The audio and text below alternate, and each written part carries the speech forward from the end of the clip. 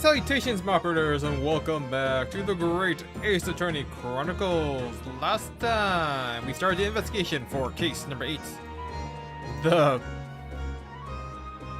accidental, possibly intentional murder. Oh, that's...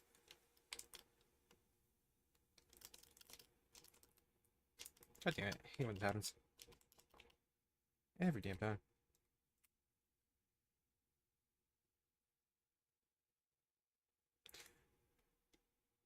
Live, damn you, live! There we go. The one accidental or possible murder of a one Mr. Odious Man. We learned that the culprit, suspect of this case, that's not how that goes.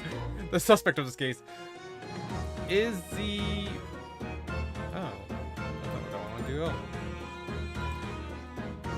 Is a college... What would you call it? A university cohort?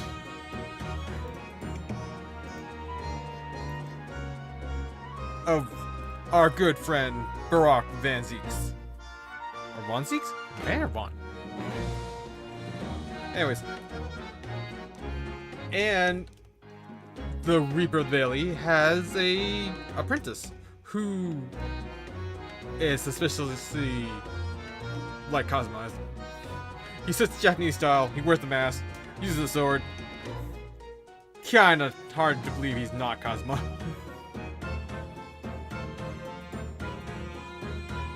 Alright.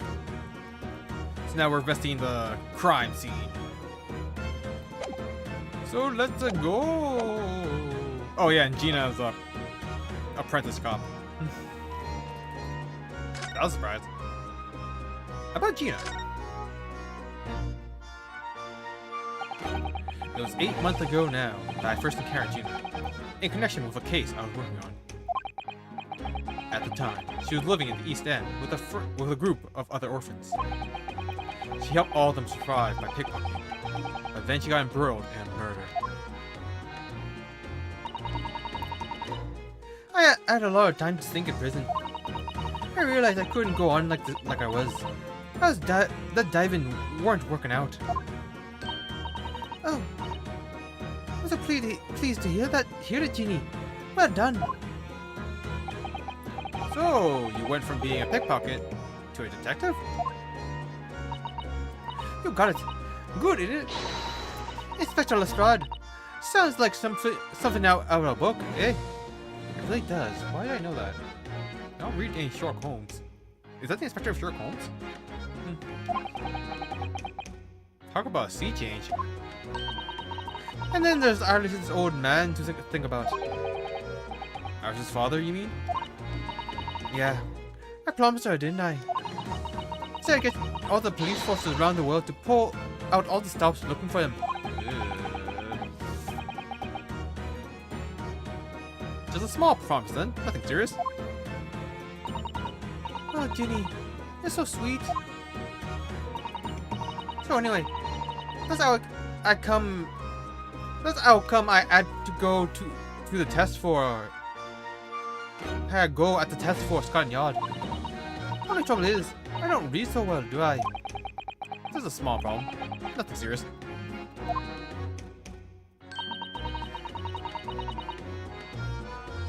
And that's when Hurley approached Gregsley and asked for help.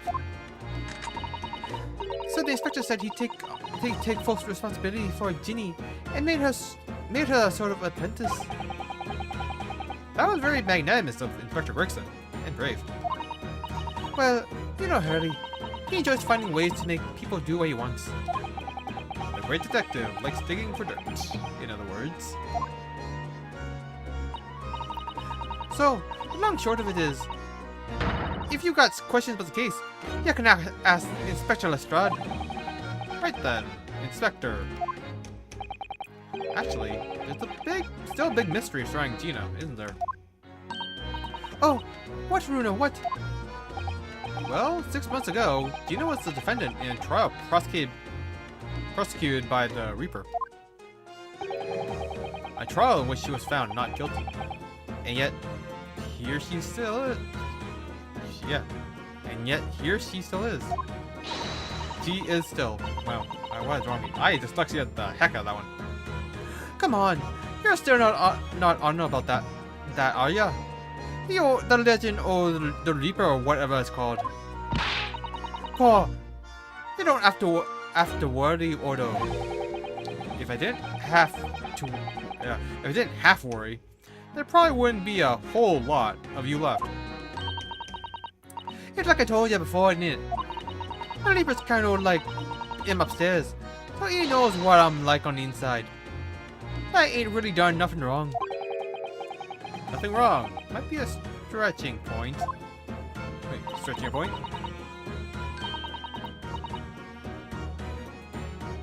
What about Mr. Natsume in Japan? He's perfectly fine, isn't he? Well, that's true. Perhaps the Reaper is more discerning than I thought. Exactly. So I ain't worried. I'm totally fine. My eyes are freaking the F out every time. It's gonna turn out that I actually do blink like a chameleon. Oh, yes, it's instant. Oh, it was out. Wow. God, so hard to do slang. Cool. It was out of this world. What it was. The British bloke pulled a bunch of levers on his machine, and suddenly it started billowing smoke. Man, just one pop. I ain't seen a better experiment here yet. Sorry? You mean, you saw it, Ginny? With your own eyes? Yeah, of course. The boss is in charge here, ain't he? Of keeping everything running smooth, I mean. The boss being Inspector Gregson, I suppose. That's going to take some getting used to. So all I have to say is that I'm on duty, and I can do whatever I want to. Get this, I was up in one of them flying balloons when it happened. Watching from afar. Watching it from above. No, you're so lucky, Ginny. Maybe I should join Scotland Yard too. Yeah, do it. You know how to put the boss in his place already, right, Alice? You would have no trouble at all. That is settled. When do I start? No. You can't join Scotland Yard, Iris. We'll see. Anyway, what I don't understand is this. If the machine explodes so spectacularly, how can Professor Bunnybrain still be claiming that his experiment was a success? Oh, right. Well, it was a success in a way. It was? How can it have been? Successful experiments? Surely after the whole machine blew up, no one could call the experiment a success. Yes, like I said, it did sort of work. I mean, yeah, there was a load of smoke and that whopping great bang. But where did you think they found the victim's body, eh? In the crystal tower over there. What? In the tower? You can see it for yourself, can't you? Up there above the scaffold. Oh, where all the glass is broken, you mean? Yeah, the cage what the victim got in to start with. Really did get beamed through the air or whatever, and landed all the way over there. So, you see, it did kind of work, didn't it? What? I don't believe it. I mean, I don't get the ins and outs of it, but anything's possible with science. Oh, I tell you what, you can have this. It's the plan or the experiment they drew up at the yard. Are you sure? Yeah, go on. I had three Baba Fia before, so fair's fair. Yes, I didn't actually give that to you, did I? Discussion of the experiment has been added and has been entered into the court record. A diagram showing the relative position of the Crystal Tower and Professor Hairbrain's machine that exploded.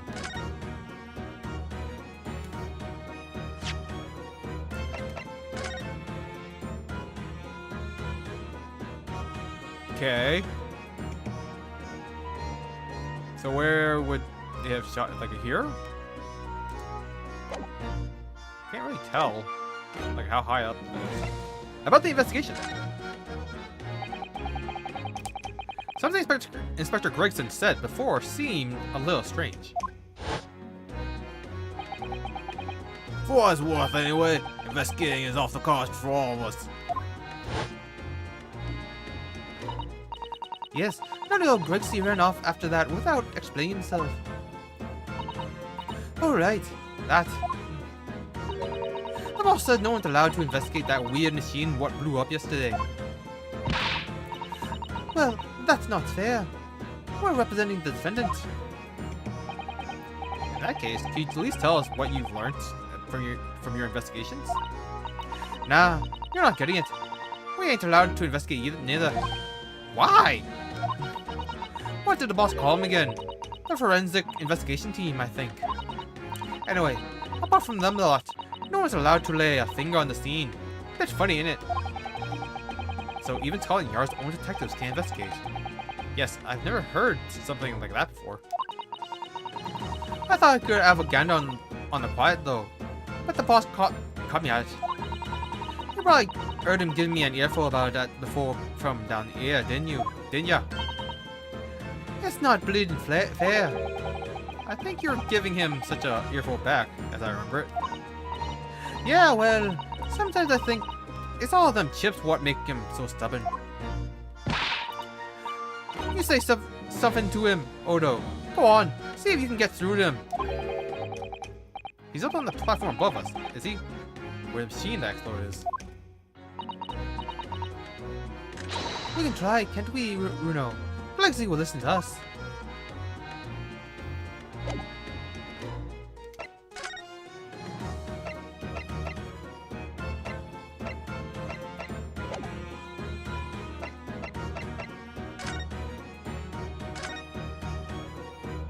Oh, actually isn't that high up at all. Well, like the third story? These stairs obviously lead to the stage above. We should go up there and investigate the exact spot where the experiment was being conducted. Oh, so I did do that right. Cool.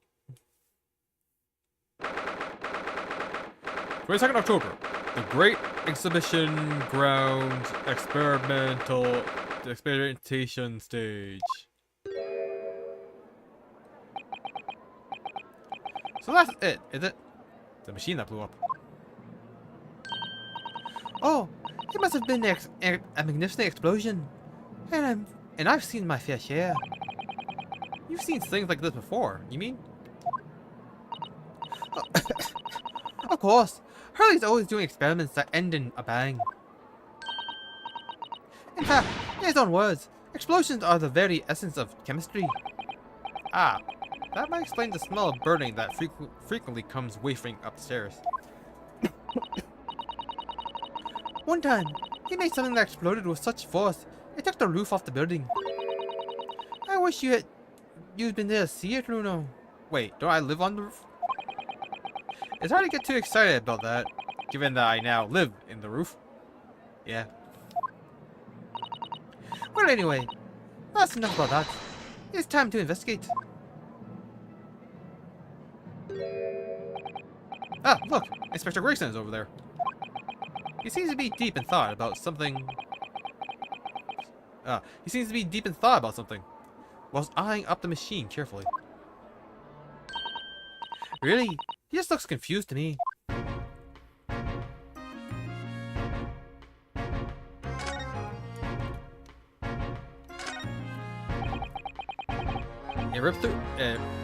It ripped itself apart magnificently, didn't it? Magnificently and mercilessly. So someone stands in the middle of the machine to be disassembled and then beamed through the air. Yes, beamed.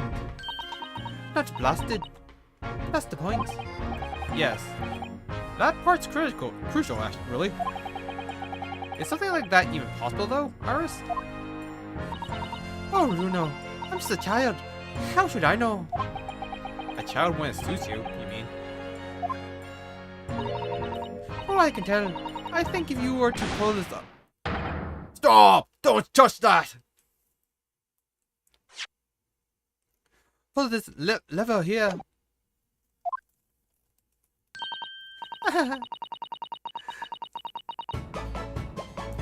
That was practically instantaneous kinesis.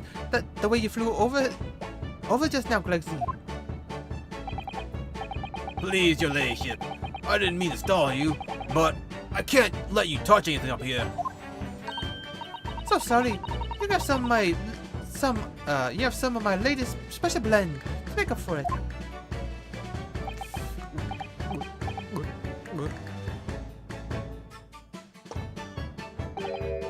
Ah, wonderful. This stuff really is wonderful. It's just like gold times. This is.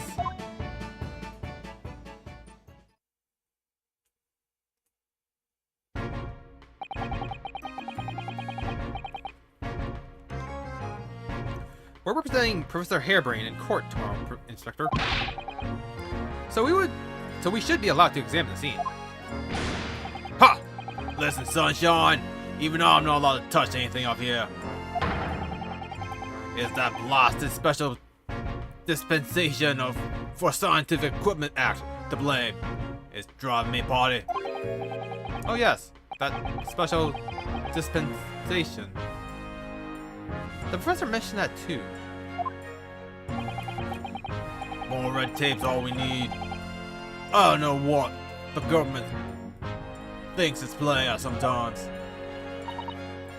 But we're not just to look, aren't we? Surely that's alright, isn't it, Galaxy?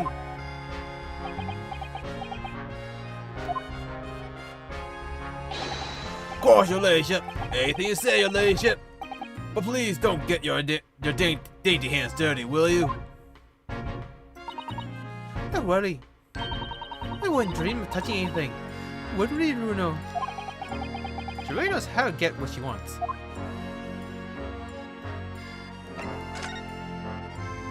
The government policy. Using high voltage electricity to somehow disassemble a man's body and then beam him across to the Crystal Tower is an extraordinary thing to attempt, especially in public. True. It was by far the most unusual of the experiments planned for the exhibition in mind. To be honest, I'm a bit surprised it was allowed. Carrying out something so dangerous with so many spectators present, I mean. The government's doing everything it can to promote new science and technology at the moment. They're more worried about being ahead of the game than the odd spot of public safety infringements. If they can be the first to develop some new technology, it makes Britain more powerful in the future, you see.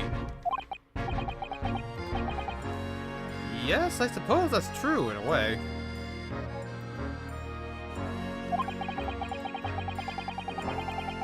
So the powers that be are placing a heavy emphasis on scientists' rights at the moment.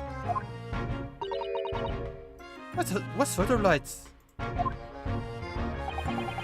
They're making it so that any theories the brains have remain their legal property, as it were.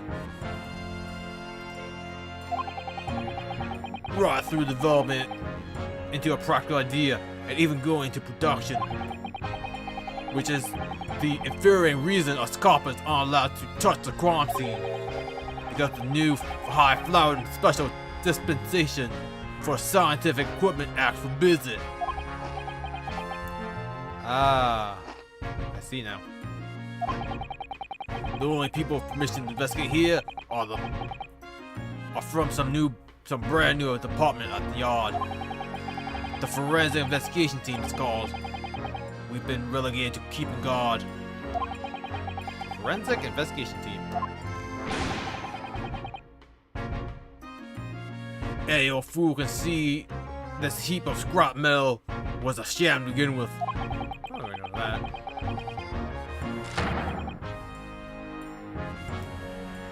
But just because it says scientific equipment on it, on the paperwork, we can't do a flaming thing with it.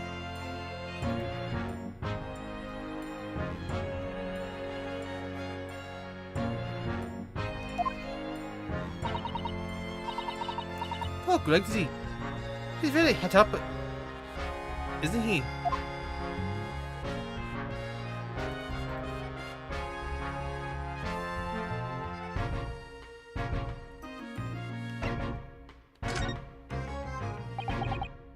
Remind me again, what's this new legal act that means we're not allowed to touch the scene here?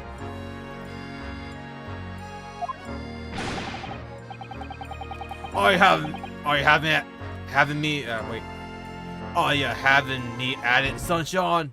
It's a special dispensation for Scientific Equipment Act.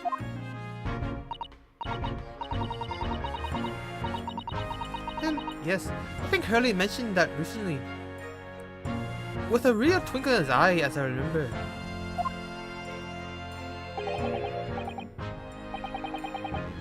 I'm sure he did, your ladyship. I'm sure he did.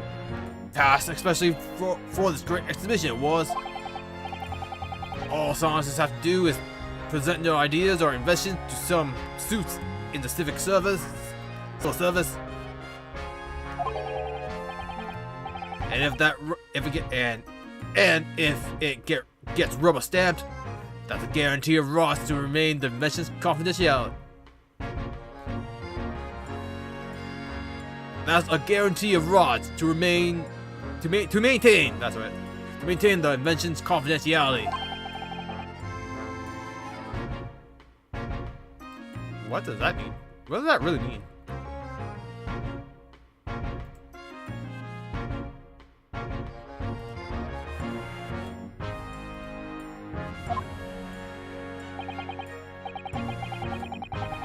Think about it. Think of all world-changing new inventions on display every day at this exhibition. Although a good half of them are loaf cobblers, if you ask me, put forward by shamans like yourself. Thanks for that.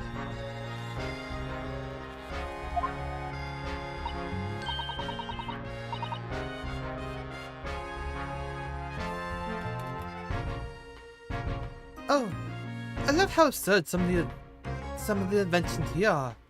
It's all so fun. Well, I apparently lost ability to her accent. It might be fun to you, but a member of the force has to be present at every single demonstration. Can you imagine it? Hang signs. That's what I say. Ooh, that's not good talk. Oh, I don't think so. That sounds like my dream job.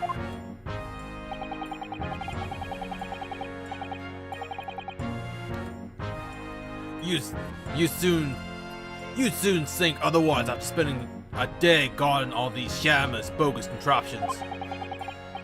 But if they're all bogus, how can anyone hope to demonstrate them? There'd be no point. Yeah, well, there's a point, Sally. Sorry?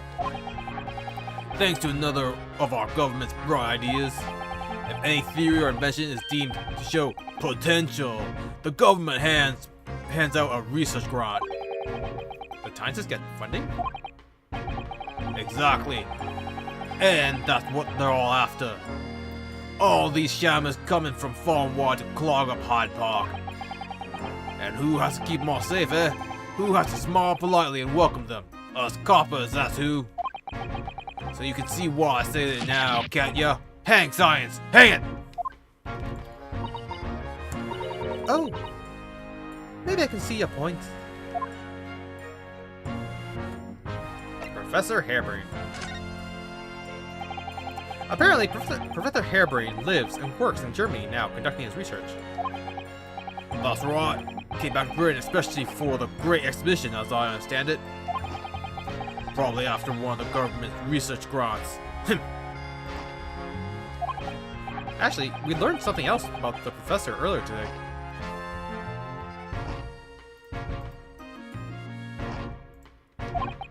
About his time in further education.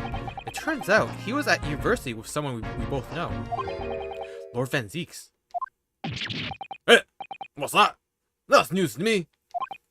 But if Van Zeeks demands the prosecution, then as the accused, the professor's fate is sealed? Because the Reaper will get him one way or another? Oh, because the Reaper will get him one way or another. Blimey, that man's beyond me. I don't know what goes on in that head of his. Talking of Van Zeeks, this morning's paper ran the story of him being attacked. Read that? Oh yes, but Mr. Reaper is completely fine. Nothing to worry about. Yes, that's right. Glad to hear it. Still, the Reaper, huh? How long is that business gonna keep up, I wonder?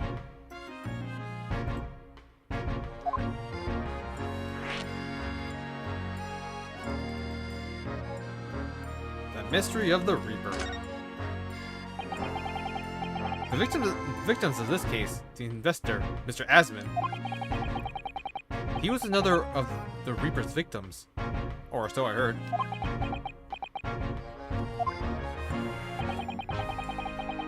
Lord Baron Von Zeeks is a top-class prosecutor. But even he can't always push the right verdict, though. Sometimes justice can't win. Yes. I've heard about jurors being bribed and evidence being falsified. And that's how the notion of the Reaper of the Bailey came about, isn't it?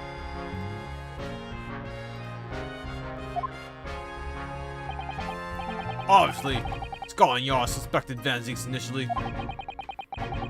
We all assumed he was taking matters into his own hands if he failed to seal the deal in court. Although the man himself denied that charge. Well, we've done a very thorough investigation, and the conclusion we reached is that Lord Van Zeeks is in no way related to the deaths of those people outside the courtroom. There's no question in my mind. I stake my reputation on it, I would. But if that's true, then how do you explain it? All those defendants just couldn't just have coincidentally died if nobody killed them. I know that, but I can't explain it. It's a mystery after all, isn't it? That's the whole point of the Reaper. Professor Harebrain mentioned something else. He said that at university, Lord Van Zeeks was a totally different person. Easygoing and kind. You what? He said that it was after they both graduated that something happened to change the man. Do you have any idea what it was? No clue. Really? Look, I've got my hands full watching over this frustrating crime scene. Why don't you go and make a nuisance of yourself elsewhere, eh?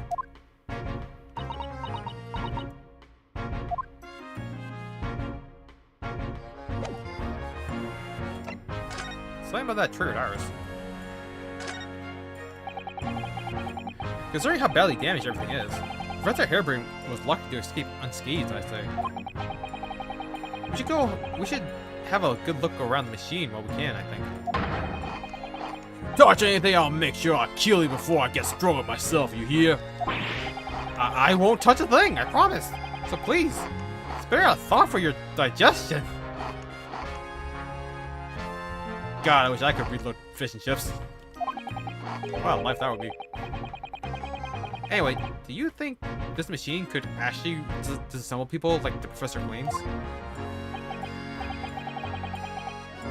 Yes, looking totally incredulous. Give it a rest, sunshine. If we were allowed to examine all this bleeding scrap metal, maybe we could answer that question. But we can't, can we? Because of the annoying rules, you mean? Exactly! The annoying, obstructive flaming rules! Oh, look at the base of the machine there. Oh yes, there's a tool of some kind poking through the wire mesh. Hey, It's a screwdriver, I think. Oh, isn't it that lovely one? The handle is in the shape of an A, of a capital letter A. Is it? Oh, yes, you're right. What's the matter with you? Don't touch anything I said. Touching anything, and I'll make sure I kill you before I get strung myself, I said. Yes, I understand. Sorry. Why touch it? Teeny weeny bit. But Glegsy, I'm very curious about the screwdriver. Really, very, very curious.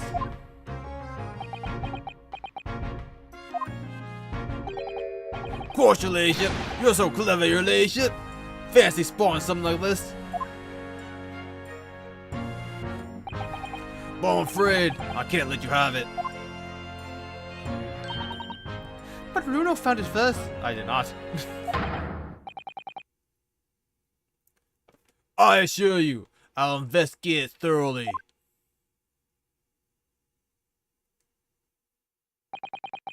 He's gone off with it.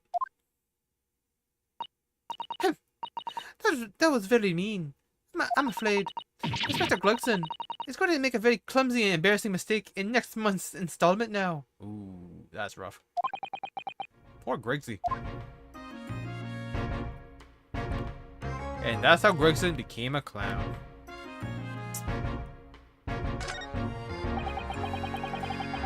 There are all sorts of strange buildings here in the Great Exhibition Grounds, aren't there? I seem to remember something similar being exhibited in Japan one time. Oh, in your country, Bruno. I do wish I could go see it. I could go and see it. I present a particularly steely samurai with a present of one of Hurley's stories I'd written especially. And see if I couldn't get Hurley into a jam against some Baritsu master ninjas. You might not find as many of those sorts of people around as you think. Oh, well that's dull. Oh, well, I do know a prosecutor with a Tonmagi top knot. I could introduce you to. A Tonmagi, really? Do you think I could have my picture taken with him? Do you? Assuming he's recovered from the trim Kazuma gave him a year ago. Yes.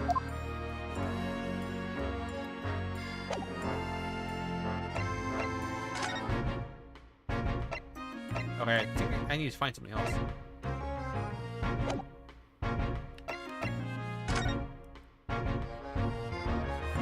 Let's see. Oh, it goes up.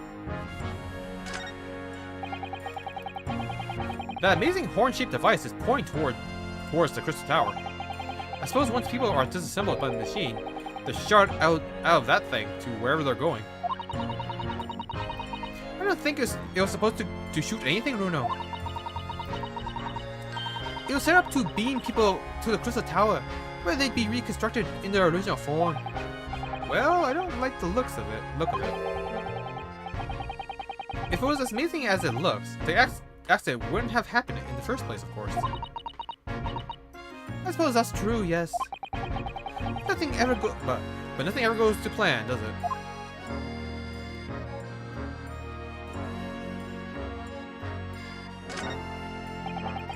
So those are people carrying balloons, dangling silently in the sky over London. I always thought the day would come when humans would discover how to fly.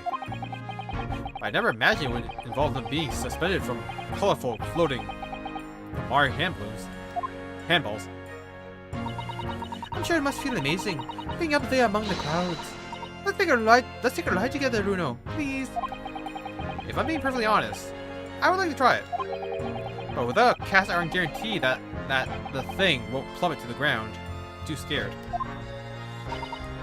Oh well, in that case, I should tell you what Hurley said. It's physically impossible for a flying balloon to plummet to the ground, as long as it doesn't explode. Yes, call me crazy, but I think that exploding part might play on my mind a little.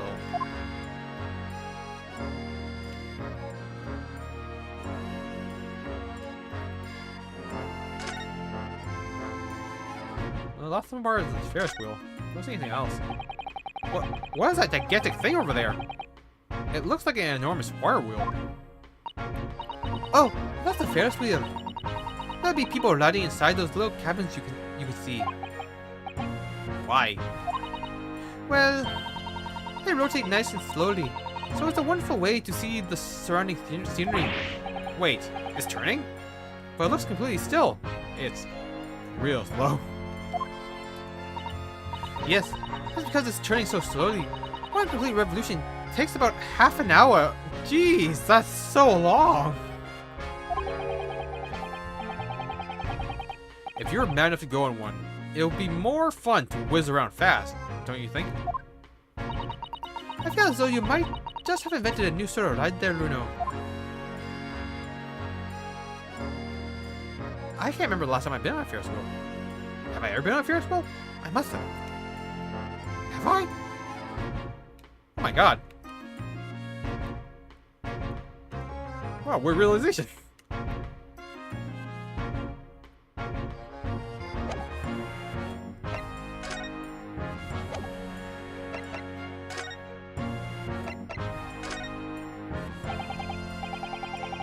As a detective, what do you make of this?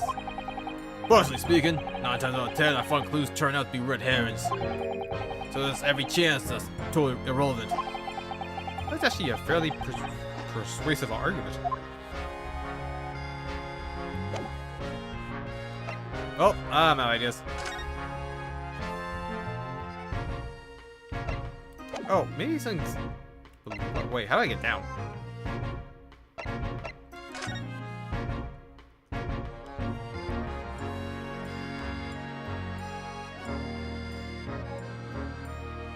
No, seriously, how do I get down?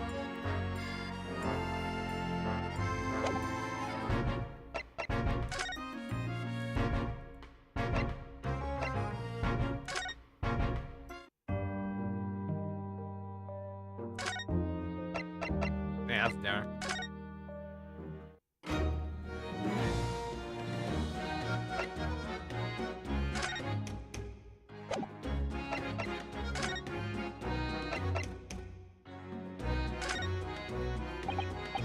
Gina, would you take a look at... Oh, where did it go? Looking for this Odo. When did he do that? I wonder if you got anything else to show me, eh? What you reckon? Give that back first, please. I mean, she gave it in the first place, so...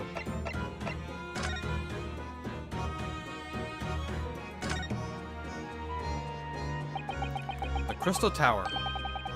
It's certainly an apt name. It was built to be the focal point of the exhibition, and it definitely is, being so tall and with all that glass. I can't imagine a building like this ever being erected in Japan. Ah. There are lots of exhibits inside the tower as well, apparently. Of course, there's an observation deck, but there's also an art gallery, a zoo, and a museum. But I heard you have to queue for 3 hours just to get through the doors. Well, at the moment, the shattered glass from the failed experiment may well be the biggest straw. If this is an accident, the whole tower is shut. Suddenly, it's not the crystal tower anymore, but the crystal glass shower. Apparently, everyone's taking to the skies now to look down at the disaster area from above. But there's a 3-hour queue to go up in a balloon now. Londoners must be very patient people.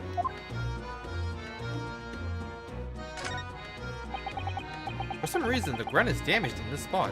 Look. Almost as if there was a fire here or something. Yes, if you look closely, there's some scattered ash and burnt embers too. Well, I suppose there was a big explosion just above here. People probably wouldn't bat an eye at a small fire like this.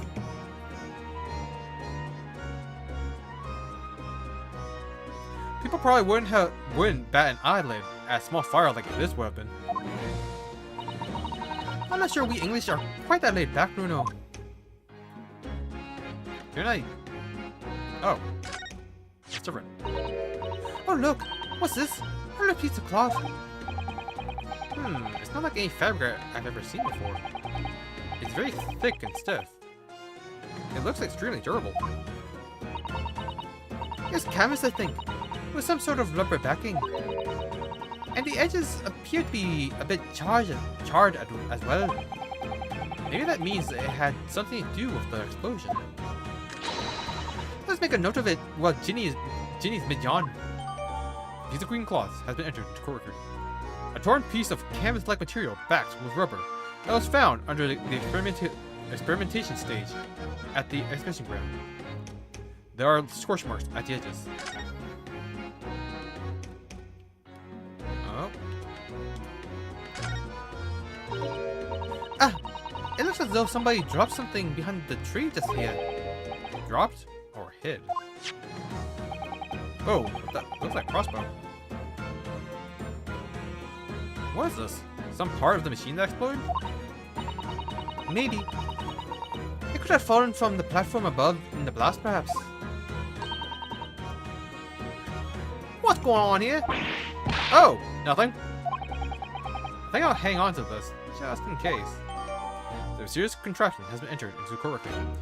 A very curious device found behind a tree under the experimentation stage at the exhibition ground.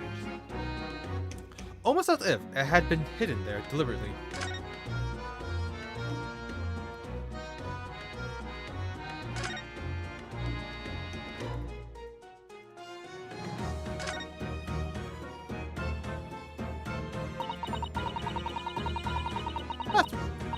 That's where the cove ended up after his instant kinesis, whatever they call it, did of course. And yet they're calling the experiment a success.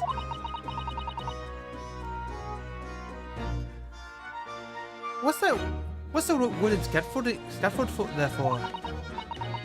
The coppers, our lads, set that up after the incident happened. To get the boy down, I think. Don't know really. Didn't you help erect the scaffold then? Nah. Lookout duty's more my thing. Wandering around the exhibition and keeping a lookout for the fun stuff. Mind Gregson doesn't hear you say that, or he'll give you the boot. It's incredible though, isn't it? I mean, could the victim really have bridged that gap by some sort of invisible kinesis? Yeah, that was it.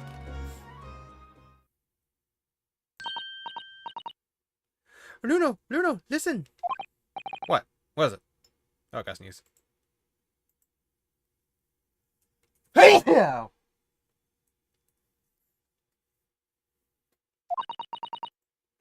I've been thinking. Hurley might know something, mightn't he? About what? About Mr. Lieber. About what happened to Lord Van Zieks, you mean? Because it sounds like something very significant occurred after he graduated from university. Something that completely changed his life. Maybe, but I have no idea where to find Mr. Sholmes at the moment. He's in the middle of some big case, isn't he? Here, this is what you need. What's this? Some kind of entrance ticket? Madam Suspelt?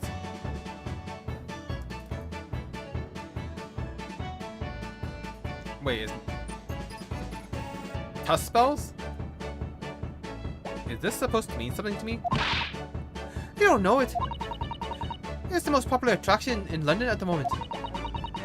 It's very close to Bigger Street, actually. We can go there now, if you like. No, we don't have time for visiting attractions today. Iris, we have a big trial tomorrow. But that's where Hurley is. What? At this popular London attraction? Yes. How is it that you know where he is? Hurley told me. But he told me to keep it a secret from you, Bruno. Tuspels? I don't see how it could be related to the case we're investigating here, but then stranger things have happened. And when they happen, Mr. Sholmes is usually at the heart of them.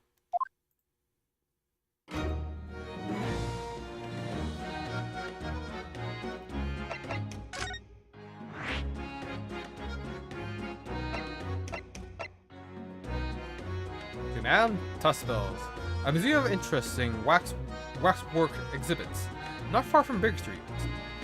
It's become a very popular London attraction in recent years.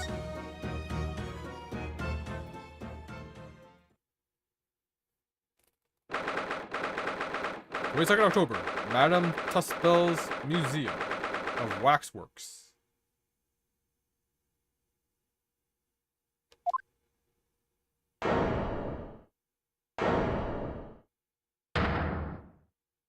Wow. What is this place?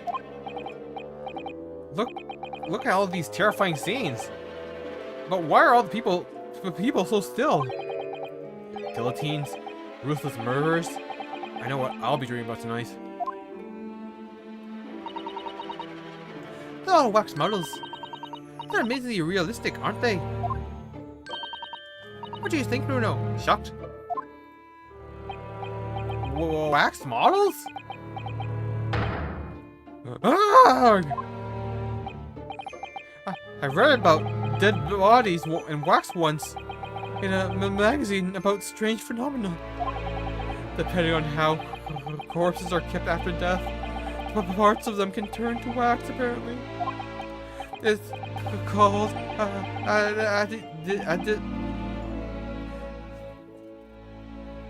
adipoposary.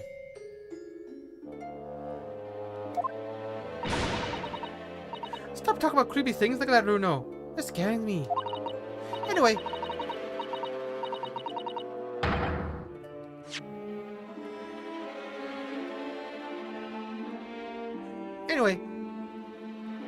Adipoposary doesn't form readily, you know. It's only in very specific... Ah! What now? I've just remembered something else I read in another magazine about strange phenomena.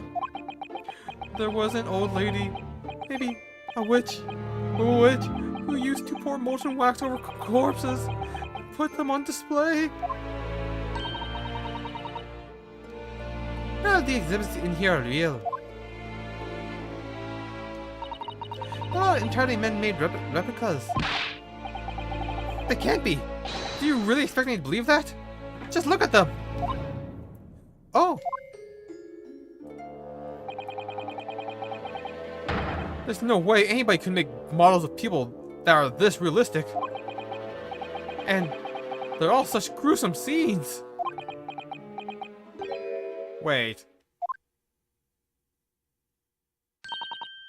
What is it? Oh, no.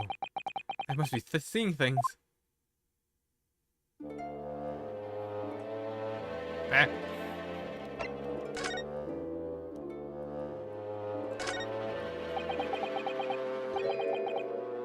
Is this an arm?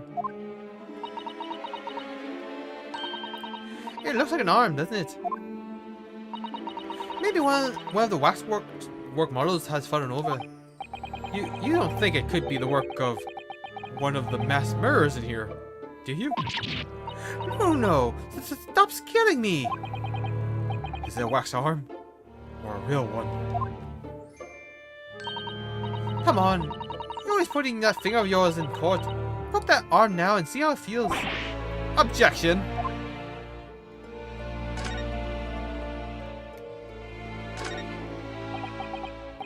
It's... the great detective, Sherlock Sholmes! Mr. Sholmes has his own wax statue in here? Really? Well, he is world famous after all. It's an uncanny resemblance, isn't it? It makes my skin crawl to look at it. I know. But look, Bruno, you can kick this Hurley and he doesn't even move a muscle. Yeah. Jeez, Darius. You can't go around kicking the exhibits, Darius. Ah! I feel sorry for him. Wait. It just moved, I'm sure.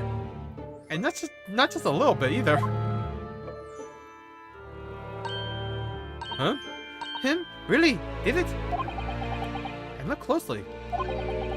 There are beads of sweat on the face. of this waxwork model.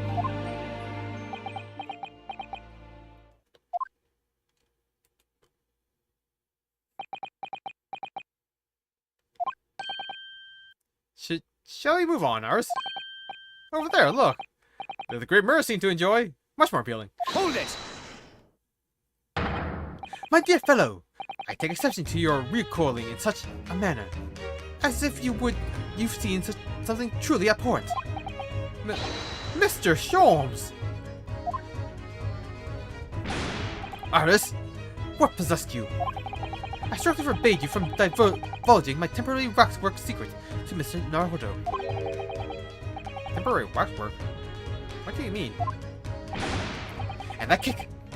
Could you not have exercised a little more restraint? You winded me. Naruto has something he needs to ask you. Ah, a question. I thought you'd probably be getting bored too.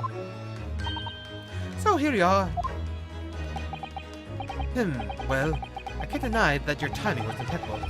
A mere 2 minutes more of being stationary like that, and my great brain upon which all my success has been built would have turned to wax. Thank goodness we arrived in time. Indeed, in many ways, the pair of you just saved the world from an unimaginable loss.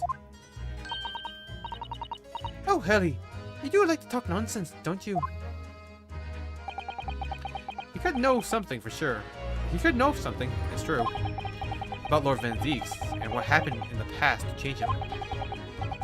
Now that you're here, let's take our time. How can I be of assistance? For you're in luck. I'm suddenly quite taken with the idea of conversing.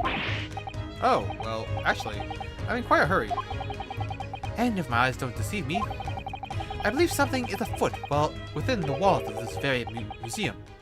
A most fascinating case, if I'm not mistaken. Really? Moreover, I have a strong suspicion that it is related to the manner about which you've come to me now. But how could it be? We shall speak again presently, my dear fellow, but for now I must return to my work. What? Back to being a temporary waxwork exhibit? Okay, but why? Tuskballs. What is this place?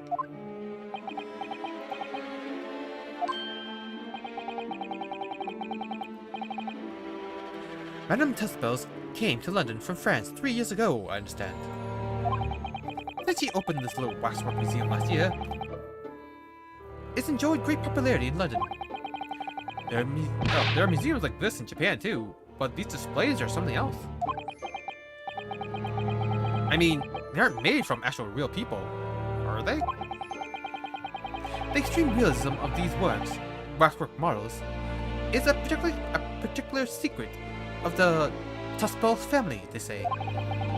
They earned renown during the French Revolution for waxworks of victims of the guillotine. Ugh. That sounds grim. The gruesome scenes were portrayed with such realism, in such expressions of the faces of the condemned. Apparently, the sculptors would make the models directly from the corpses, right there at the site of the executions. That really turns my stomach.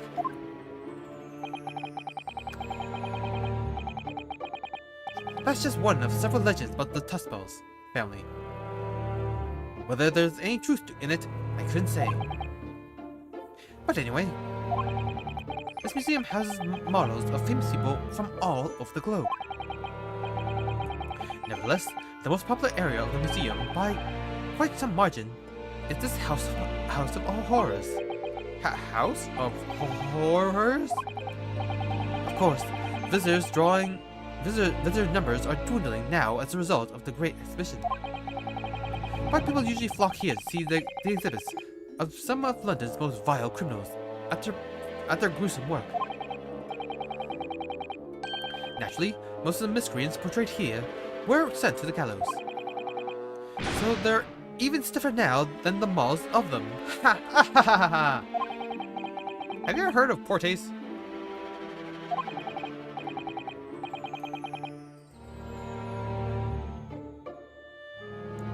My dear fellow, the public live for a poor taste. They yearn to be shocked. So, the hideous exhibits in here are...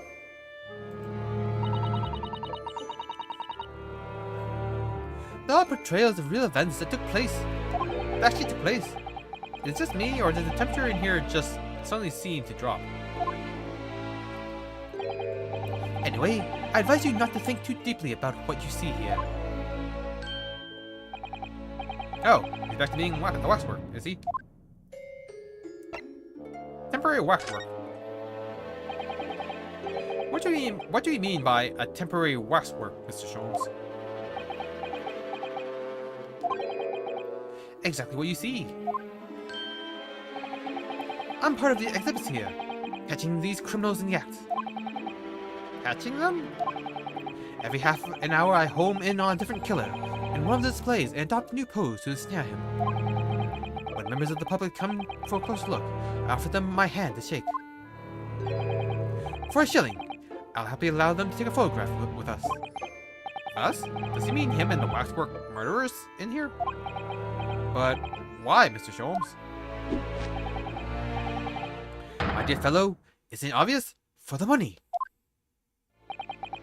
He really roared at me there. Very fitting for the House of Horrors. As it stands, my struggle to pay this month's rent. As it stands, I may struggle to pay this month's rent, and I have the ravenous hours to consider. Oh, Hurley, I'm so hungry. If push comes to shove, I shall have to ask you to do your bit, Mr. Naruto. What's he threatening to rope me into now?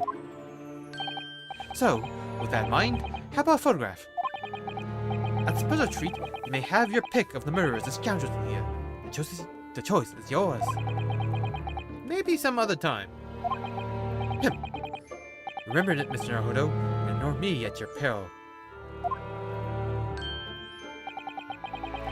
Back to being waxwork again. Is it just me, or did his final remark there sound a lot like a curse?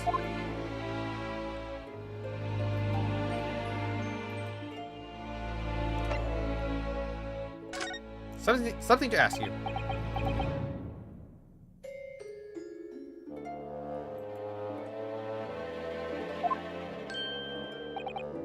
Well, what is it you'd like to ask me then?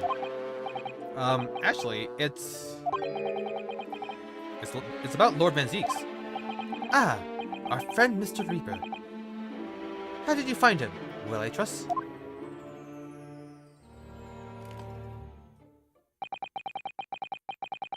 And so I filled Mr. Sholmes in about everything I'd learned.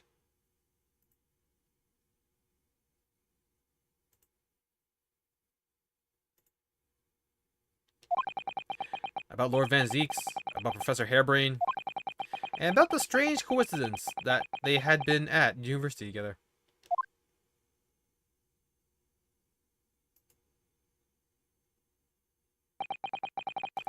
So I'm wondering what it was that happened to make Lord Van Zeeks such a different person.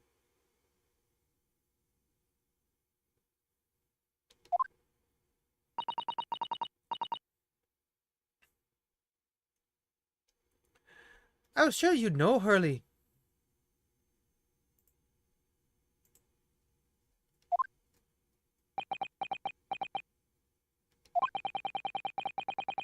You said there was something going on here in this exhibit hall before. That something was afoot. And that you'd believe it was related to what I wanted to ask you about.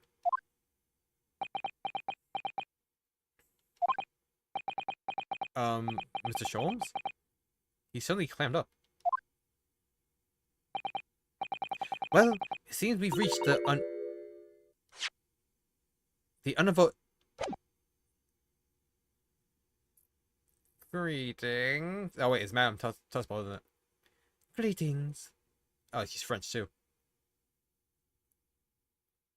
How the hell do I do a French accent?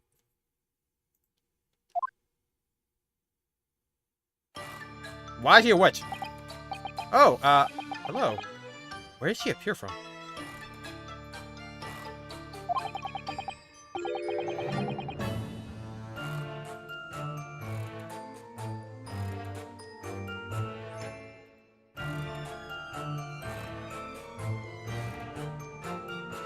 And what's she wearing? Could she look any more mysterious? I hope you are appreciating my museum. Sorry? Have we... Mr. Sholmes, do you know the... Not again! My apologies. I am Esmeralda Tuspels. This is my museum of waxwork. What? You? You're the Madame Tuspels? Bien sûr. Though only 26 years young, I might add. Well, hello. Is that significant somehow? I'm a madame in name only. It has a certain je ne sais quoi. Right. How much French do I know as a Japanese man? Firstly, I must apologize for my waxwork. Or rather, one waxwork in particular. That'll be Mr. Sholmes, then. I was led to believe he was a great detective, but he seems unable to settle. Oh dear. Next time you move from your designated exhibit, there will be toil and trouble.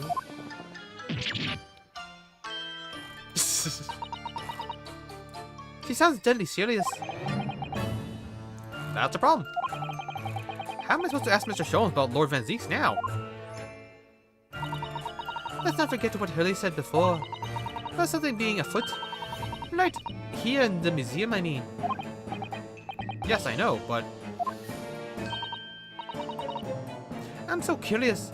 I want to know what's happening here. Haven't we got enough on our plate already?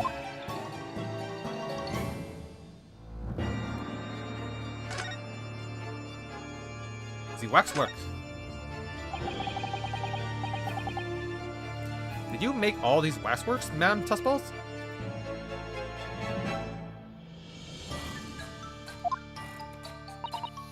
I did. I am the third generation of waxwork artisans, you know.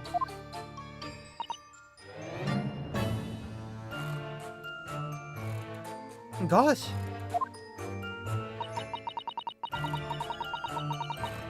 It was my grandmother who began the tradition in my family. Her fortunes were checkered, living through the turbulent times of the French Revolution as she did, though that is when she acquired the savoir-faire that leads to the astonishing lifelikeliness.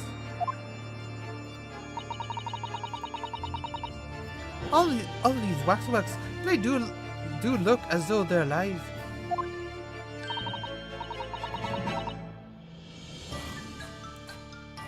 In fact, they look more alive than Hurley.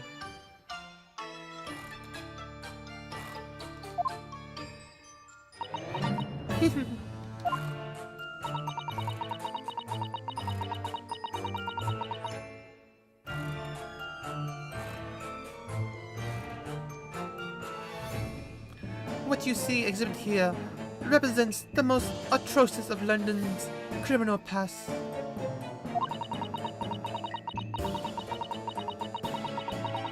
All the waxworks were created in the presence of the real people on which they are murdered, in the hours immediately following their executions. That is the secret to the extraordinarily lifelikeness. That sounds terrifying. All the walks of life have similar challenges, I'm sure.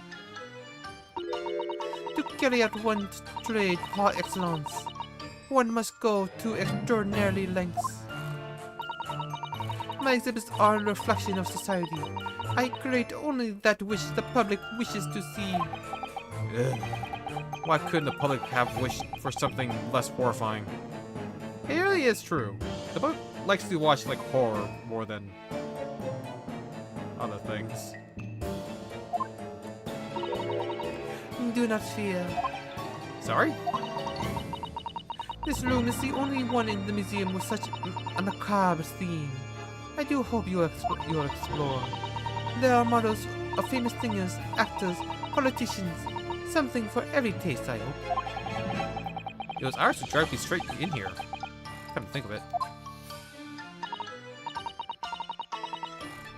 Sorry, perhaps I should have eased you into things. Yeah, that would be nice. The Great Detective Waxwork.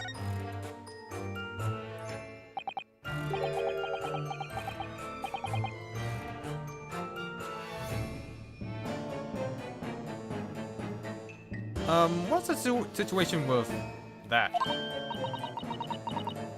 My temporary waxwork model.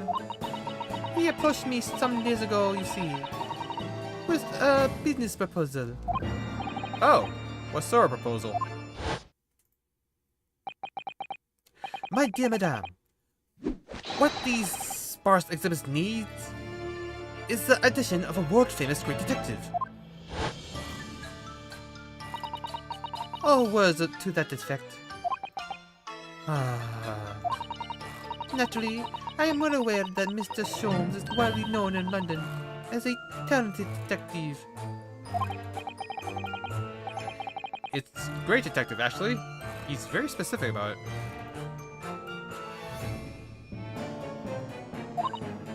Yes, the creme de la creme. So I was keen to come with some arrangement for him, of course.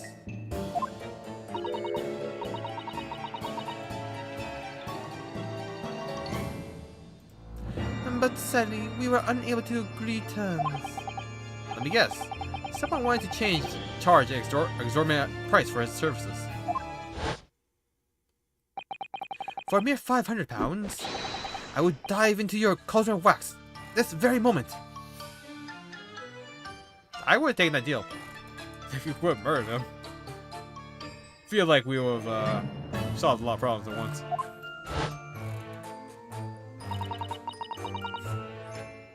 Oh, words to that effect. Mr. Sholmes might have overdone it slightly with the sales pitch.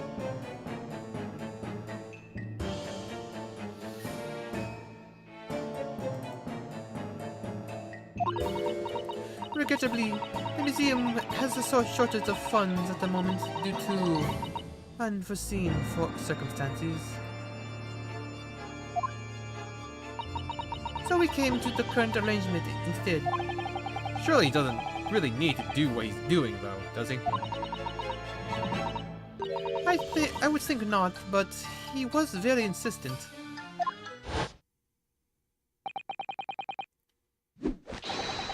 I have a 50-shilling problem that must be resolved by the morning. I see. Oh, words to that effect.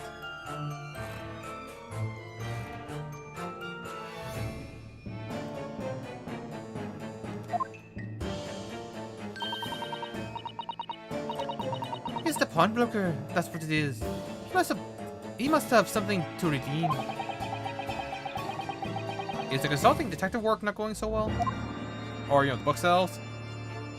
Are the book sales not going well? Something's afoot. I wonder, could I ask you something? Monsieur. I'm just curious, is anything going on in the museum at the moment? Some kind of incident, perhaps? Oh. Whoever suggested such a thing to you? Why, none other than the great detective himself. Oh, well, it was... He's gone. Your temporary waxwork over there who mentioned it to me a little... Oh! He disappeared.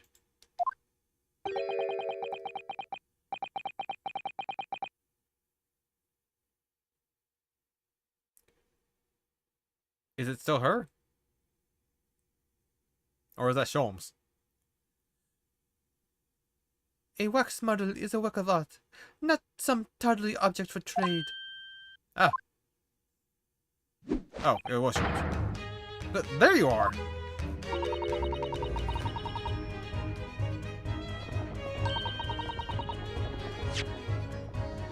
A wax model is a work of art, not some tawdry object for trade.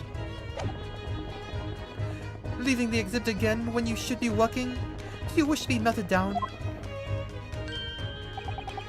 My dear Madame Tuspels, save your reprimands. There are more pressing concerns.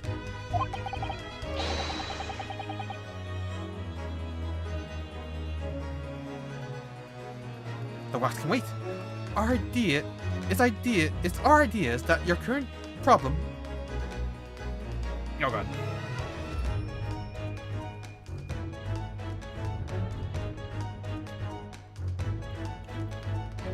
Felt like I was struggling my tongue.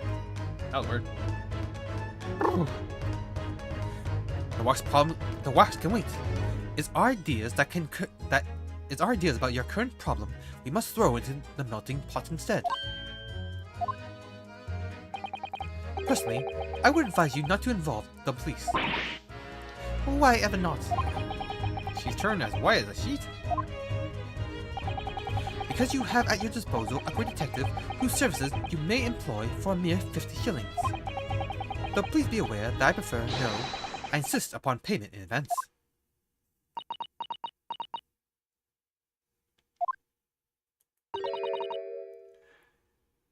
Very well. Let's see if the great detective is able to live up to his name, shall we? Before I engage my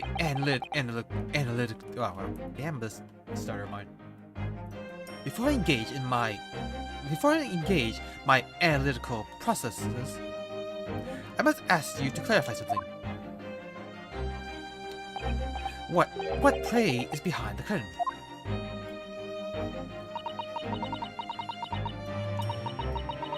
That is the Tuspel's special exhibit. There is an extra charge to see it. Ah, the special exhibit in the House of Horrors.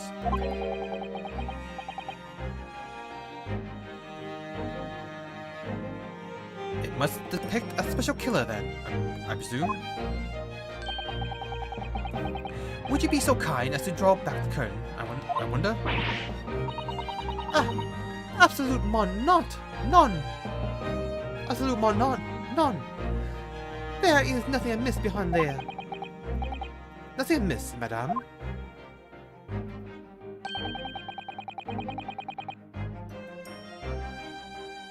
What about the arm, protruding honestly from under the curtain? Ah! I strongly encourage you to allow me to see what lies beyond, before the situation worsens. Yes, very well. I will draw back the curtains, but only a socon. I can't remember how to pronounce the special C, the C of the accent. It's like abscond.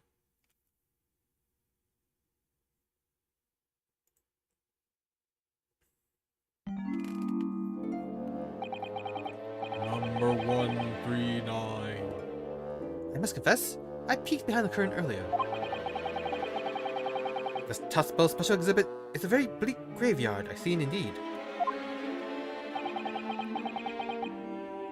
And yet, somewhat surprisingly, the waxwork killer one would expect is nowhere to be seen. What does strike one, however, is the portly gentleman laying peacefully on his back on the floor.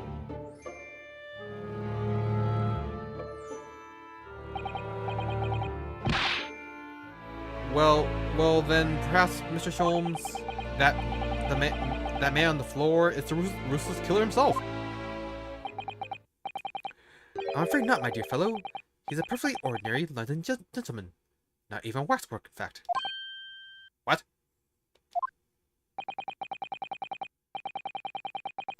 As skillful as these waxworks are, they are always distinguishable from real humans. So allow me to present my two conclusions. The first is that a sizable business transaction has been taken place in this special exhibit. Why? Why would you say that? And the second is that the aforementioned transaction is linked to a serious crime. Ah! She looks as pale as candle wax. I don't understand. So, Madame Tuspel, as you agreed to my fee, you shall now have the pleasure of seeing this famously great detective and temporary exhibit at work.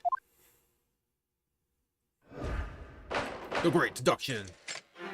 The game's afoot. Topic 1. Waxworks. Fate.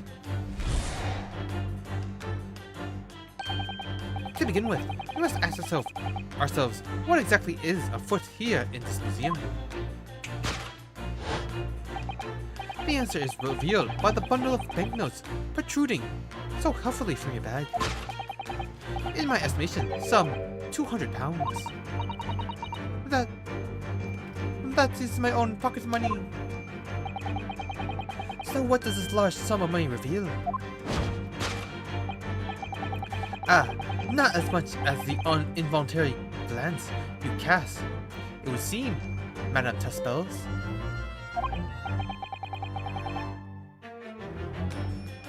Yes, the answer lies where your eyes fall now.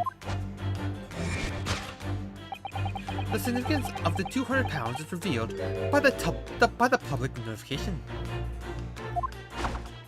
By the public notice, waxwork for sale. Your business has hit hard times, as it would seem. In short, you sold the infamous killer, the centerpiece of your special exhibit, for the sum of 200 pounds. None! Now, let's explore the next curiosity with which we are presented.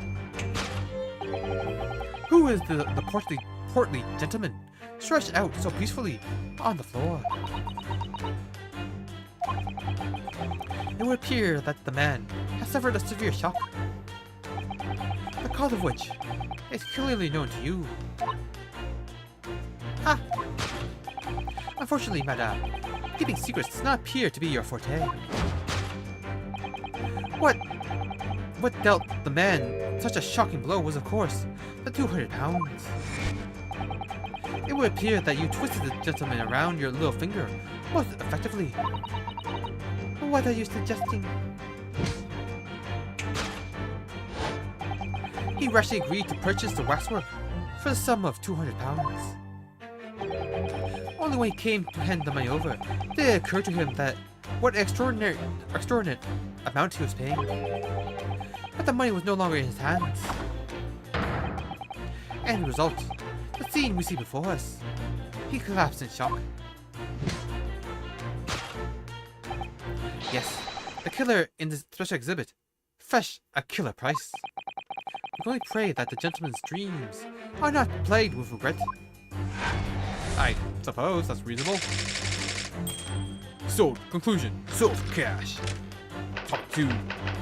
Waxwork. Location. The question that arises then is what has happened, what has become of the waxwork that changed hands? Let's consider the problem for the moment.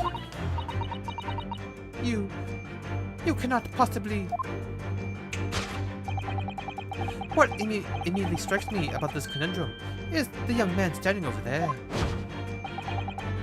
Who is this fellow? To find the answer, we need only observe his neckerchief. Such as is worn by policemen, as a secret sign to fellow members of the force that a crime is being perpetrated. Yes, this young man is an undercover policeman, currently investigating this museum. I know him well, in fact. It's Sergeant John Clay. What are you talking about? The man is quite a celebrity. He received triple accolades at last year's police awards.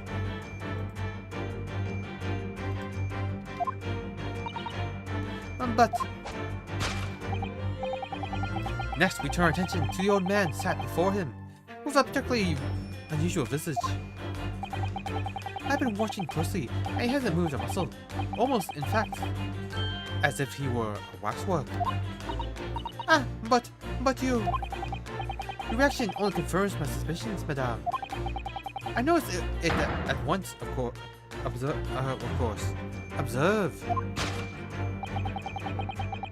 The telltale sign that instantly proves whether or not this old man is a waxwork is the obvious price tag.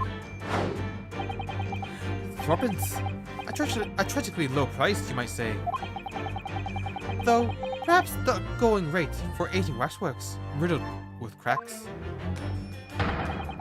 And yet you sold it to the portly gentleman for an exorbitant £200. The sort of plucky behavior that's sure to attract the attention of Scotland Yard. Isn't that so, madame? I do not. Yes, the waxwork you sold has already been seized by the police and remains in their custody as we speak.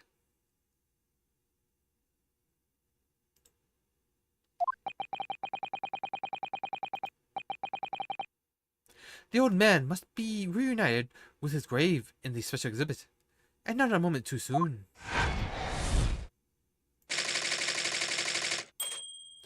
Discovered already. Thus concludes Product Show's great deduction of this horrifying puzzle.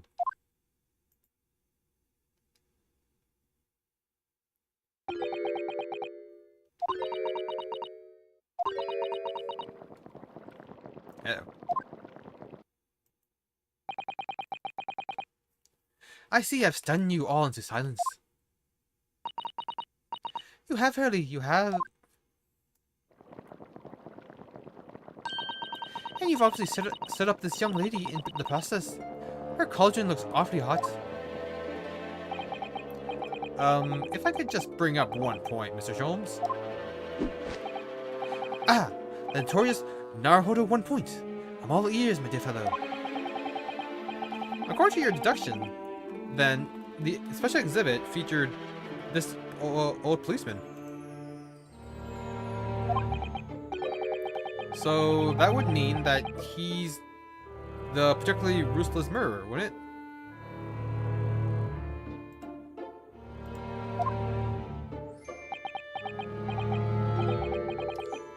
The killer policeman, Archimole. Sorry?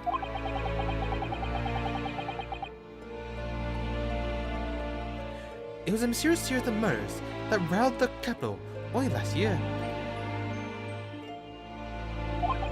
The police rushed to the scene every time, only to find the culprit had disappeared into the ether.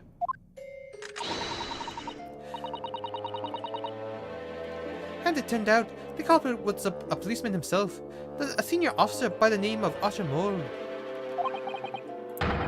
So you mean that's who's the sinister looking old man there is supposed to be?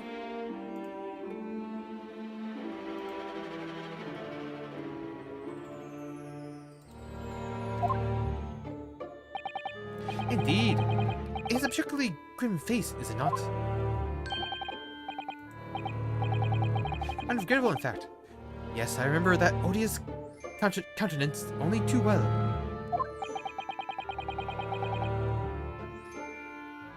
But is it £200? But is £200 a lot of money for a wax model? It'll be enough to afford one of the latest steam carriages, if that puts things in perspective. So it is quite a lot then. Is there anything else you wish to add before I melt you down? That bubbling wax is looking more and more ominous.